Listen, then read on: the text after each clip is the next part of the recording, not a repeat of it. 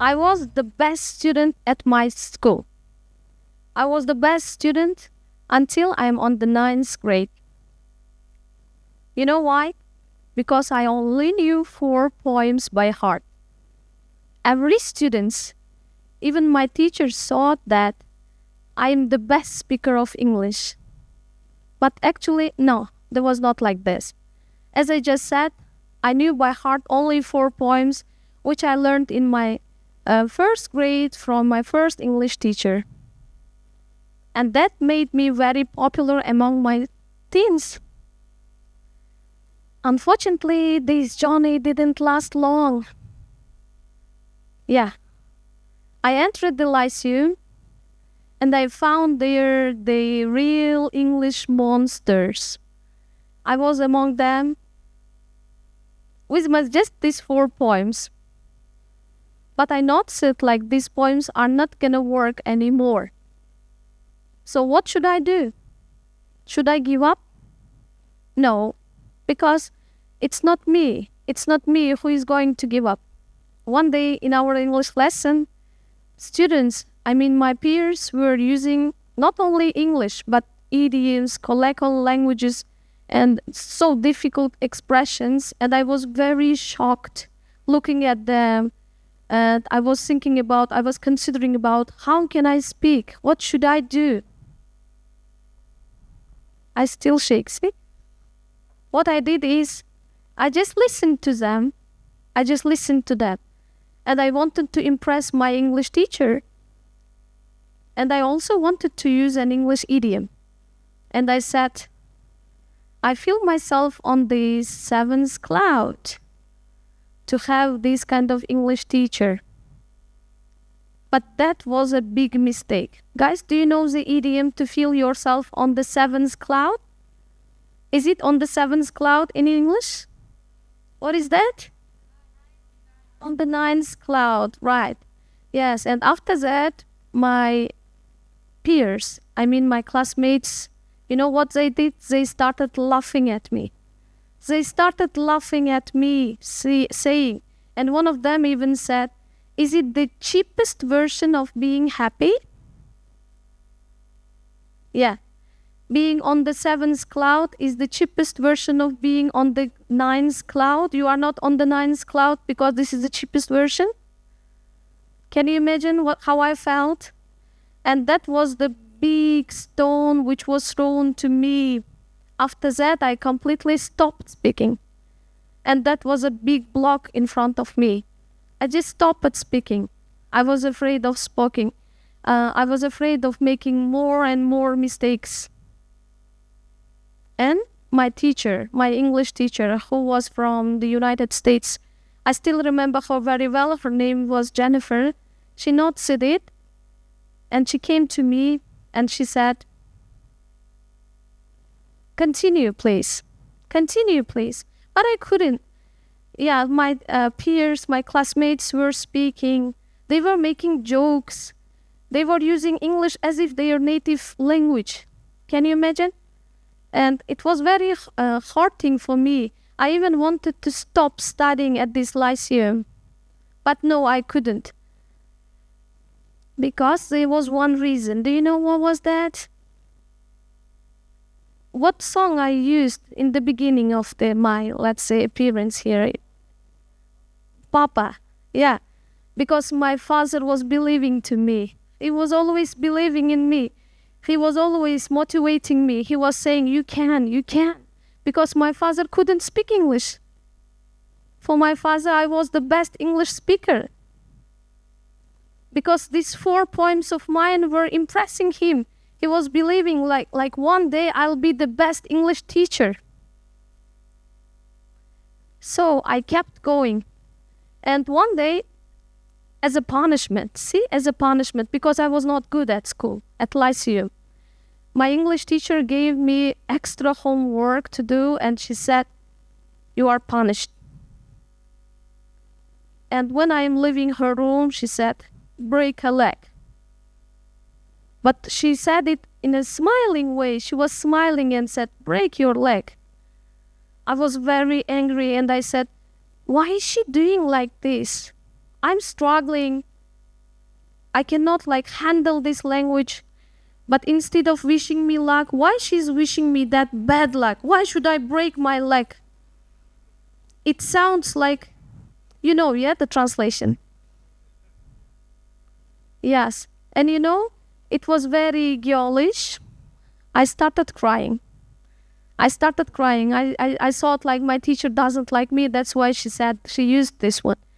But later I found out that break a leg actually means good luck. Yes, that was right. It was good luck. She was wishing me a good luck. But I didn't understand it because I didn't know this code. It was a big code. It was a code of idioms. It was a big code. Yes, and that was the first crack. It was the first cracking of codes of English. After that, I started enjoying my mistakes. Can you understand me? Enjoying the mistake. That's amazing experience because once you make a mistake, everyone laughs at you. Let them laugh at you. Let them laugh at you. They'll forget you, believe me. But you will keep going. Yeah, I would say like English, everyone says English is easy language. English is the easiest language to learn. I don't agree with them. English is the nearest. Do you know the word near? This is the nearest word of the world. Why? I would say learning English is like a driving car in a foreign country. It seems like you know every rules, but none of them works. None of them works. Right? What about English words itself? English words are like chameleon. Do you know the animal chameleon? This is like English words like a chameleon. They change their colors according to their surroundings. And that's the worst thing, right? Okay, let's take a word, set, S-E-T. What different meanings of the word set do you know, guys? This is the question for the audition. What different meanings of the word set? Verb, this is the verb. Do you know? Good. Yes, but in my opinion, we cannot count them all here in this audition, on this stage, because according to the students' friendliest app, I would say ChatGPT, there are 430 different meanings of this word. Can you imagine? So does it say like English is easy or difficult? For me, it's difficult because it makes my language, it makes my learning process confusing. What's more, what about phonetics of English? What about phonetics of English? We write it in a different way, then we pronounce it in a different way, then this American, British, Australian, Canadian, blah, blah, blah, blah, blah, Uzbek, English, and everything appears. What do you think about that? Let's take the group of words like tight, light, night, what else? Bright. Yeah? Okay. So, actually, we are reading the first consonant, then the I, right? And then the last consonant. Otherwise, why do we need this GH there? Their function is just decorating the word. Why do we need them? What about the word daughter? Daughter. How many letters are there in the word daughter? So, but daughter, only 4 sounds, right? So, that was the mess which I also faced. So, what about subject and verb agreement? Subject and verb agreement. Yes, we have. Okay, let's challenge. Let's have some checking, maybe. The group of people are waiting for you, or the group of people is waiting for you. Which one is correct? Yeah, this audition seems like much more clever than me. Because I was always thinking like the group of people are waiting for me because people are. But actually that was about the group. Yes. Was it easy for you to learn it? For me, it was very confusing.